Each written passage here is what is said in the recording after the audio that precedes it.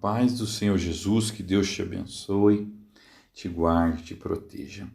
Meus irmãos, hoje eu gostaria de falar dos desigrejados, né? Existem milhares de pessoas que estão tentando viver a sua fé cristã sozinho em casa, porque acreditam que a igreja, como instituição, está corrompida, e muitos até defendem reuniões em que se haja uma organização, uma liderança. Eu queria falar sobre isso e falar sobre a importância de nós nos reunirmos para ouvirmos a palavra de Deus, a importância da igreja respeitar as autoridades constituídas por Deus. Amém?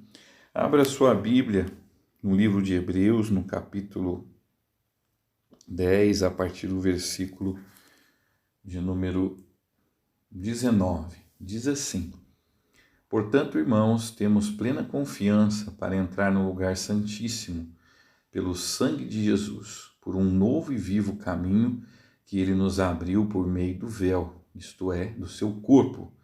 Temos, pois, um grande sacerdote sobre a casa de Deus. Sendo assim, aproximemo-nos de Deus com um coração sincero e com plena convicção de fé, tendo os corações aspergidos para nos purificar de uma consciência culpada e tendo os nossos corpos lavados com água pura.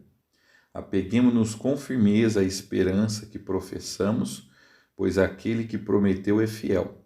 E consideremos uns aos outros para nos incentivarmos ao amor e às boas obras. Não deixemos de reunir-nos como igreja, segundo o costume de alguns, mas procuremos encorajar-nos uns aos outros, ainda mais quando vocês veem que se aproxima o dia. Irmãos, o movimento de desigrejado ele alcança milhões e milhões de pessoas. Existem pessoas que se decepcionaram numa igreja e elas estão desanimadas de frequentar alguma igreja e acham que podem viver a sua fé na sua casa mesmo. Eles escutam pregações pela internet.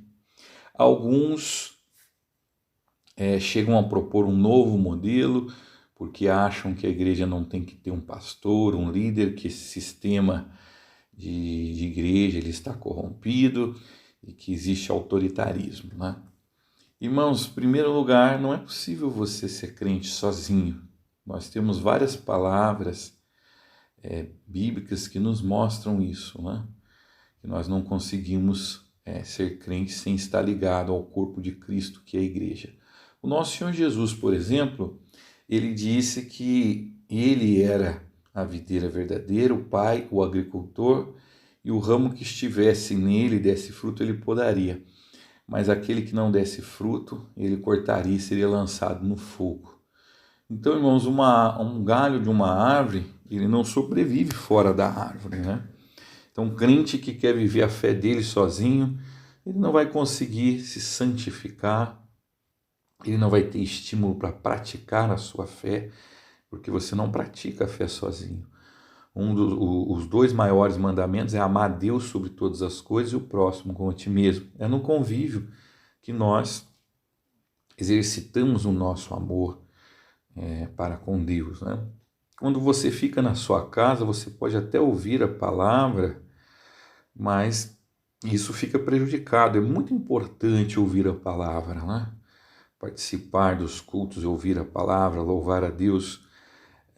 A Bíblia nos ensina que a palavra, ela nos purifica, nos santifica. O apóstolo Pedro, quando Jesus lavava os pés dos discípulos, e ele disse que Jesus não iria lavar os seus pés, né? E Jesus falou que se não lavasse, não teria parte com ele. E aí Pedro disse, então lava-me por inteiro. E Jesus disse, você já está puro pela palavra que eu tenho dito. Então os cultos são momentos em que a palavra é ensinada, né? Talvez você diga, mas tem igreja que não ensina a palavra. É só você procurar uma que ensine. Existem tantas igrejas que pregam a palavra de Deus, né? Que fazem pregações expositivas, pastores que abrem a Bíblia e pregam a palavra de Deus. Eles existem, né? Basta você procurar, né? Irmãos, a Bíblia diz que a fé vem pelo ouvir e ouvir a palavra de Deus. Então, se você não cria o costume de ouvir a palavra de Deus, a sua fé vai ficando enfraquecida. Eu vi um documentário que contava a história de um grande intelectual que existiu aqui no Brasil, Darcy Ribeiro, foi antropólogo, estudou os índios, foi deputado federal, fez a lei, a LDB, né, as leis básicas da educação, e ele estava perto de morrer e ele dizia, olha, eu queria ter fé como a minha mãe morreu acreditando que ia encontrar com Deus, com Jesus Cristo, mas eu não consigo ter essa fé. Eu fui um homem que estudou muito, pela razão não cheguei até Deus. Então, é triste isso. Por que ele não tinha fé no seu coração? Porque ele não foi na igreja, ele não orou, ele não leu a Bíblia, ele não teve contato com Deus, então ele não tinha fé no seu coração. Então, um crente que abandona a igreja e fica na sua casa, ele vai perdendo o contato com a palavra de Deus.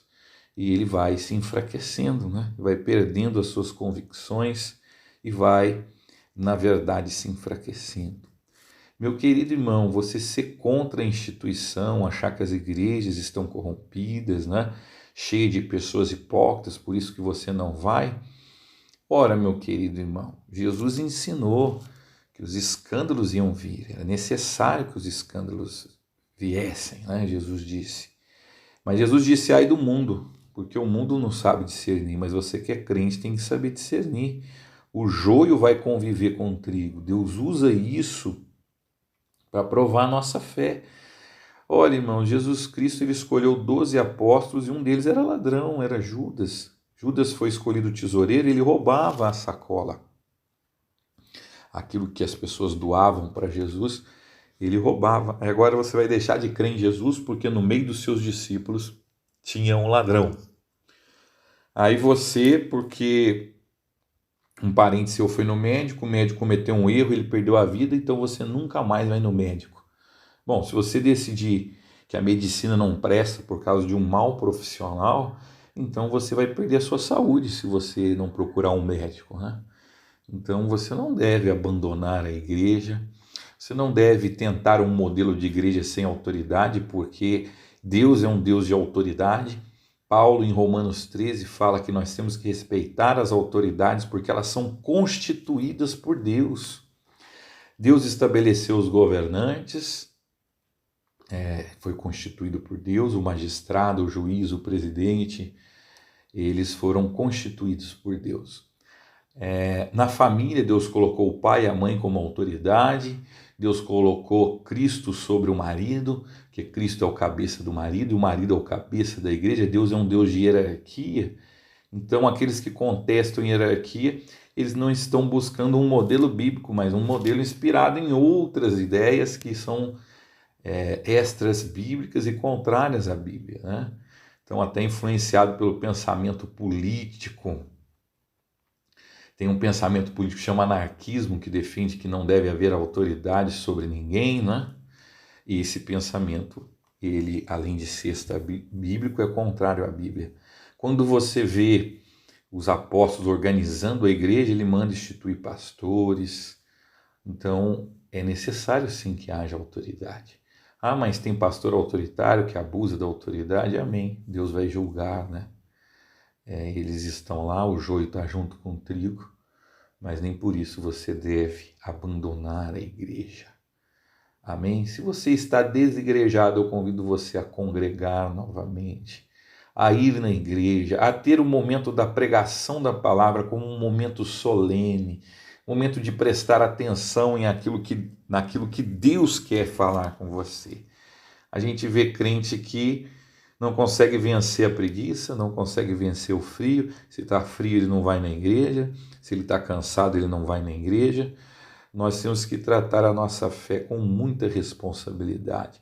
Jesus disse, não só de pão viverá o homem, mas de toda palavra que procede da boca de Deus. Você está fraco espiritualmente? Será que você tem levado o congregar a sério? Nós lemos aqui o escritor aos Hebreus dizendo que nós temos um acesso a Deus através de Jesus Cristo, vamos nos incentivar e não vamos deixar de nos reunir como igreja. Isso é necessário, isso é importante. Então você vença a sua preguiça, vença o seu cansaço e vai à igreja servir a Deus. Vença o inimigo que aponta os erros das pessoas que lá estão, para que você não vá à igreja. Vença tudo isso. E quando chegar à igreja, irmãos, vença o celular, vença, né, irmãos, o conversar com as pessoas no corredor, no banheiro. Não, vá para ouvir a palavra, para louvar a Deus, para que você possa fortalecer o seu espírito, para que você possa ter saúde espiritual. Amém? Então, o movimento dos desigrejados, ele está equivocado, porque não é possível ser crente sozinho na sua casa. E aqueles que querem um modelo diferente de igreja, sem autoridade, né, sem instituição, sem se regularizar, a igreja ela se reúne, ela precisa prestar contas às autoridades, então ela precisa sim se organizar, formar uma instituição, eu digo ter um CNPJ, prestar conta do que é arrecadado, né? Não é possível nós vivemos assim de forma informal, reunindo na casa de um, de outro, sem uma liderança, né? O Senhor não organizou a sua igreja dessa forma. Você percebe como os apóstolos organizavam a igreja, e o nosso Deus é um Deus de autoridade. Amém? Vamos orar a Deus para nós terminarmos essa palavra e que Deus te abençoe, te guarde e te proteja. Senhor, nos abençoe, dá-nos graça para conviver uns com os outros, Pai, para sermos igreja. Põe ânimo no nosso coração para te buscar, para te louvar, para andar na tua presença, Pai. Senhor, que nós possamos fazer como no Antigo Testamento, eles não deixavam o fogo apagar no altar. Oh, grande Deus, que a chama sempre arda no nosso coração, que sempre haja em nós o desejo de te servir, de te adorar. É o que eu te peço, Pai, em nome de Jesus. Um grande abraço, que Deus te abençoe. Até o nosso próximo encontro.